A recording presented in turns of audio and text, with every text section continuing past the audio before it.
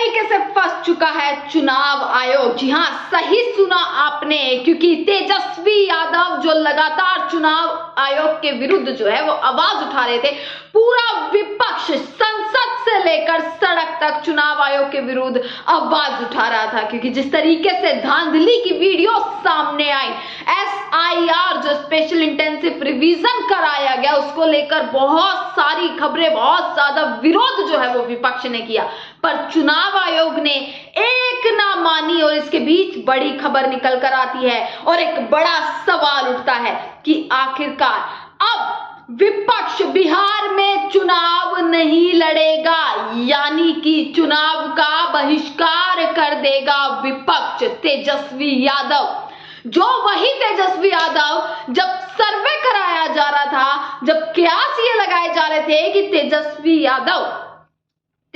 यादव अगले मुख्यमंत्री बन सकते हैं, अब वही तेजस्वी यादव ने एक बड़ा फैसला किया है कि चुनाव का बॉयकॉट कर देना, यानी कि बहिष्कार कर देना। एक बड़ी खबर दोस्तों, ये बेहद बड़ी खबर है बिहार के लिए भी, पूरे देश के लिए भी, और चुनाव आयोग से लेकर सत्ता पक्ष में बैठे सरकार के लोग, तमाम लोग, सबके लिए एक बड़ी खबर निकल कर आई। क्योंकि चुनाव आयोग से विरोध कर करके, प्रश्न कर करके हर कोई थक गया, संसद से लेकर सड़क तक। पर नहीं, चुनाव आयोग ने एक भी प्रेस कॉन्फ्रेंस इस मामले में नहीं करी।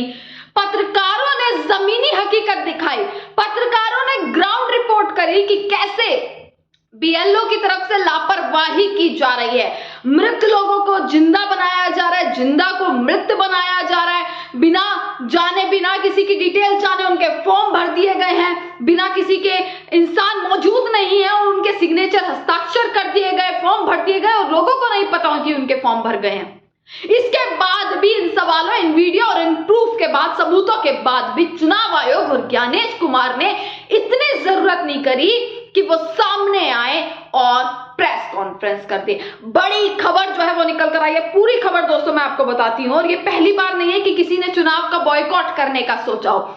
इससे पहले भी चुनाव का बॉयकॉट करने का जो है वो सोचा गया है। अब जैसे ही ये खबर निकल कर आई, विपक्ष का गुस्सा जो पहले से ही था, क्योंकि संसद में भी लगातार सवाल किए जा रहे थे जिन सवालों के जवाब नहीं मिले, अब वो गुस्सा, वो आक्रोश अब सातवें आसमान पर जो है वो दिखाई दे रहा है। और साफ कह दिया गया है कि अगर भारतीय जनता पार्टी को, अगर इस सरकार को ये सब चीटिंग करके और सरकार बनानी ही है, तो फिर चुनाव का क्या फायदा।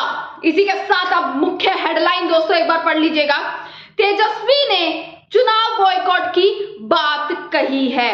अब बहुत सारी चीजें हैं, आपको बता देते हैं कि बिहार में इस साल अंत में विधानसभा चुनाव होने जा रहा है दोस्तों। सभी राजनीतिक दलों ने विधानसभा चुनाव की तैयारी तेज कर दी। आपको पता होगा, राहुल गांधी बिहार पहुंचे, तेजस्वी यादव की तमाम रैलियां बिहार में रही, और तेजस्वी यादव तो एक दिन ऐसा नहीं गया जब से ये SIR की प्रक्रिया चालू की गई है, एक दिन ऐसा नहीं गया कि तेजस्वी यादव ने इसके विरोध में आवाज न उठाई हो।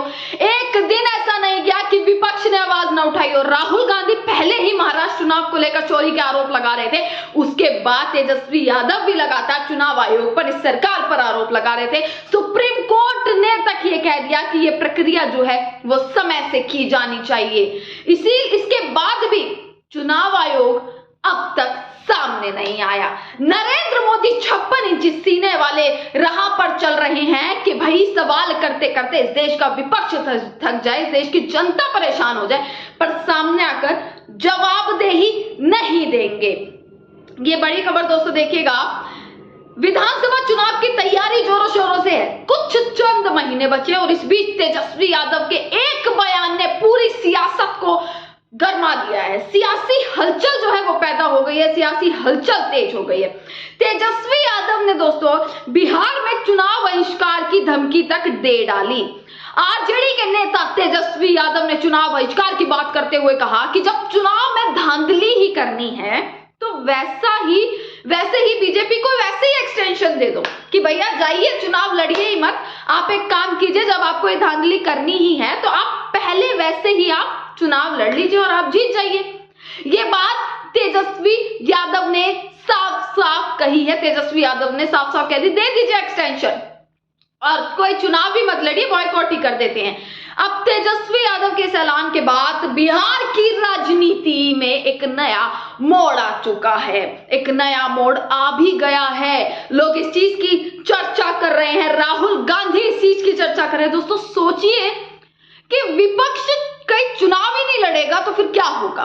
आप ये सोचकर देखिए कि कहीं चुनाव है, आपके राज्य में चुनाव है, पर वहां पर सिर्फ एक ही पार्टी चुनाव लड़े और अन्य जो पार्टियां हैं वो चुनाव लड़े, पर जो मुख्य रूप से वहां की पार्टी है वो चुनाव ही ना लड़े, तो सोचिए कैसा होगा। वही बिहार की सियासत इस वक्त दिखाई पड़ रही है। आपको बताते हैं, बिहार की राजनीति गरमाई हुई है पूरे तरीके से। अब सभी की इस पर प्रक्रिया आ रही है कि भाई तेजस्वी ने चुनाव जो बहिष्कार करने की बात करी है, उसके अलावा उस पर लोग क्या प्रक्रिया दे रहे हैं, राहुल गांधी इस चीज पर क्या बोलते हैं। राहुल गांधी ने सीधा सीधा चुनाव आयोग पर और ज्यादा निशाना साध दिया, यानी जो गुस्सा यहां था वो गुस्सा 7वें आसमान पर पहुंच चुका है, क्योंकि बात सुनने के लिए चुनाव आयोग तैयार नहीं है। और जब बात ही नहीं सुननी तो क्या चुनाव लड़े, ये सोचकर विपक्ष बैठा है। जब संसद में जवाब ही नहीं दिए जाएंगे, प्रियंका गांधी ने आज एक बहुत ही बड़ी बात जो है संसद में कही कि जानबूझकर ऐसे मुद्दों को उठाया जा रहा है, मतलब जो दूसरे पक्ष के लोग हैं वो उठते हैं और ऐसा नाम लेते हैं जिस पर विपक्ष के लोग सवाल करना चाहते हैं और भड़के वो लोग, और ये पूरा जो है उसको ड्रामा और पूरा इसको एक मोड़ दिया जाता है। प्रियंका गांधी ने यह बयान दिया। वहीं राहुल गांधी ने इस चीज पर लिखा कि राहुल गांधी कहते हैं कि राहुल गांधी ने सीधा चुनाव आयोग पर जो है वो निशाना साध दिया है और कहा कि कर्नाटक के एक निर्वाचन क्षेत्र में चुनाव आयोग द्वारा धोखाधड़ी की अनुमति देने के ठोस 100% सबूत उनके पास हैं। ये राहुल गांधी ने कल भी कहा था कि 100% सबूत जो है वो उनके पास है चोरी के, वो चाहे तो आज दिखा दे, पर जवाबदेही तो हो, इस मुद्दे पर बातचीत तो की जाए, जो बातचीत की ही नहीं जा रही है। दोस्तों कहते हैं हम उन्हें सामने लाएंगे और आप इसके अंजाम से बच नहीं पाएंगे। लोकतंत्र और संविधान को बर्बाद करने की कोशिश करने वाले बख्शे नहीं जाएंगे, ये कहा गया है। और इसी के साथ चुनाव लड़ना है या नहीं लड़ना वो किसी दल का, किसी पार्टी का अपना खुद का निर्णय होता है, पर तेजस्वी यादव जो कि बताए जा रहे थे कि भाई बिहार के मुख्यमंत्री हो सकते हैं, पसंदीदा नेता बताए जा रहे थे, उन्होंने इतना बड़ा फैसला ले लिया, तो दोस्तों मायने रखता है कहीं ना कहीं। इससे पहले आपको याद होगा जम्मू कश्मीर में भी बिहार के विधानसभा चुनावों का बहिष्कार हुआ था 1999 में। 1989 में मिजोरम विधानसभा में एक बार ऐसे ही बहिष्कार किया गया था पार्टी की तरफ से, और 1991 में पंजाब विधानसभा चुनाव में कांग्रेस ने बहिष्कार किया था, लेकिन उसके बाद इसको रद्द कर दिया गया था। तो दोस्तों ये चीजें होती है कि बहिष्कार के बाद सवाल और सियासत गर्मा जाती है, और तेजस्वी यादव के सवाल और तेजस्वी यादव की बातें, इस बयान के बाद जो भूचाल आया है वो भूचाल अब संसद में भी देखने को मिलेगा। तमाम खबरें आप तक पहुंचाते रहेंगे, देखते रहेगा सजग भारत। आपका बहुत बहुत शुक्रिया।